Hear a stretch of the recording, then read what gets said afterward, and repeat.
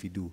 Dan beberapa ketentuan-ketentuan seperti misalnya terkait disabilitas, kita mengadopsi dari Undang-Undang Disabilitas, kemudian mengenai peran advokat, kita juga mengadopsi dari advokat, dan mungkin juga sudah dijelaskan oleh Pak Ketua Komisi terkait mekanisme restoratif justice.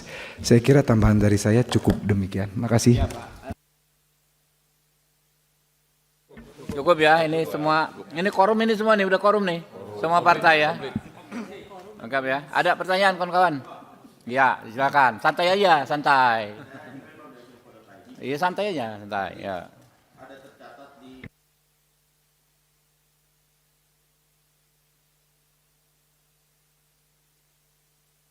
menjadi pertanyaan nantinya pengembalian kerugian negara atas perkara yang melibatkan korporasi itu nanti menghilangkan tindak pidana dari korporasi itu apa enggak itu?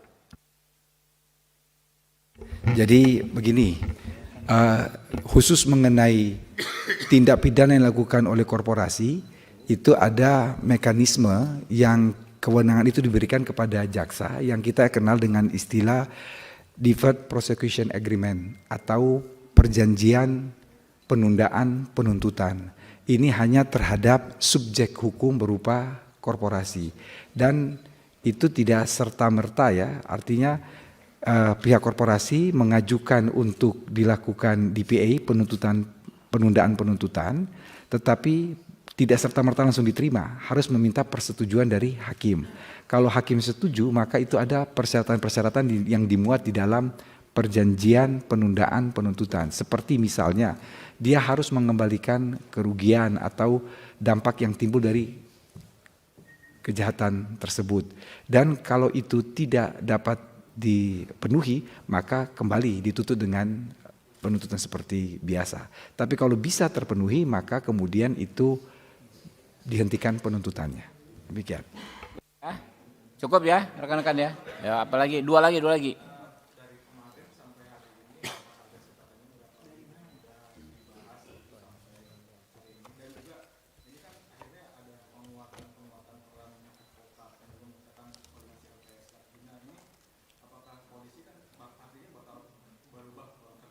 Ya. Ya, jadi gini. Jadi saat pembahasan ini saya juga terus terang saya diskusi dengan Pak Kapolri, ya, bahwa dengan penguatan ini KUHP ini kan mengatur antara state dengan citizen. Yang selama ini state begitu powerful, citizen warga negara begitu low battery, ya kan, begitu sangat tidak powerful, sangat tidak punya power. Nah, dengan KUHP yang baru ini tidak-tidaknya mendekatilah menjadi balance. Artinya dengan penguatan peran citizen, penguatan peran hak-hak tersangka, penguatan peran advokat yang mendampingi citizen, secara praktek, secara de facto, tentu kan mengurangi powernya, ya kan? Negara dalam hal ini kan yang paling depan kan penyidik Polri, yang paling banyak kan penyidikan Polri. Pak Kapolri justru legowo dan justru dia besar hati, justru itu penyidik harus lebih profesional, bukannya zamannya lagi menyidik dengan injek kaki, bukan zamannya lagi menyidik dengan nekan-nekan, kurang lebih begitu. Saya alhamdulillah kita punya Kapolri salah satu yang terbaik sepanjang sejarah menurut saya ya. Dia justru terdepan menguatkan ini, mendorong isu ini, penguatan hak-hak warga negara ini terdepan gitu loh. Walaupun prakteknya pasti lebih sulit. Kita ngomong praktek secara umum di lapangan. Di lapangan itu kan kadang-kadang kan ketemu orang ini diperiksa yang rengkel lah segala macam ya kan. SDM-nya di upgrade ya, kualitasnya ya, kapasitasnya, capacity buildingnya dimaksimalkan. Nah ini diskusi kita ya dengan ya. Pak Kapolri, Pak Jaksa Agung luar biasa ya sikap mereka ya. Jumlahnya kan tadi kita enggak berapa 1.600 berapa Dim? 1.676. Ini dia.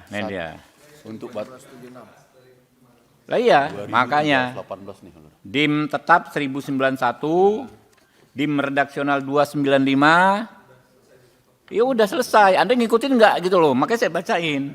Diubah 68, dihapus 91, substansi baru 131, jumlah total 1676. Ya, 1676. Oke? Satu. Tadi kan misalkan selanjutnya ada terjadi musnah, mungkin bisa dijabarkan apa tahapan selanjutnya setelah pembahasan di ini selesai gitu. Dan tadi apakah memungkinkan gitu Pak, karena di selesai kan depan diterapkan di tingkat 1? Iya dong, harus segera ya. Karena KUHP yang lama ini kan sangat tidak adil dan harus segera kita ganti dengan KUHP yang baru. Urgent ini, udah apa namanya, udah sangat urgent mengganti KUHP lama ya, yang apa namanya tidak reformis, tidak demokratis itu dengan KUHP yang baru. Ya namanya undang-undang kan, namanya kita kerja di sini kan, kalau bisa kerja lebih cepat ya lebih baik ya. Ya, kita lihat nanti, kan kita nggak tahu ya, Timsin ini kan mensinkronisasi, tadi kan ada perubahan urutan pasal, penomoran pasal, ada apa namanya soal redaksi ya, kita nggak bisa kita kasih targetkan, tapi mereka mulai malam ini sebetulnya bisa kerja, karena kan kerja juga bisa online ya kan, besok juga kerja ya, nanti kita infokan ke kawan-kawan. Terakhir Pak, terkait mereka masih diprotes juga Pak soal apa namanya meaningful participation kemarin di koalisi. Nah itu dia. Akan ada uji publik juga nggak sih Pak nanti jalan ini? Uji publik apa? Uji publik inilah kita udah sangat terbuka gitu loh. Udah disahkan dari sejak awal ya. Termasuk orang yang ngomong kami ini partisipasi omong kosong, mereka udah kami undang. Lebaran masih suasana lebaran kami undang kok gitu loh. Dan ini Anda lihat sendiri, pasal-pasal yang masuk ini adalah pasal dari masyarakat semua loh. Benar. Gitu loh.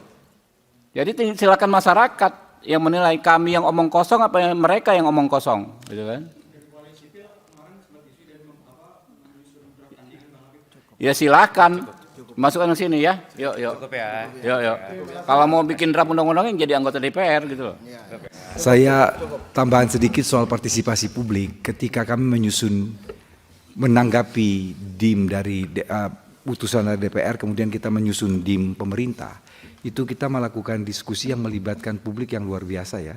Jadi mulai dengan koalisi masyarakat sipil, dengan para ahli itu ada 4 kali pertemuan, dan terakhir itu dengan perguruan tinggi seluruh Indonesia secara Zoom meeting itu pada tanggal 28 Mei.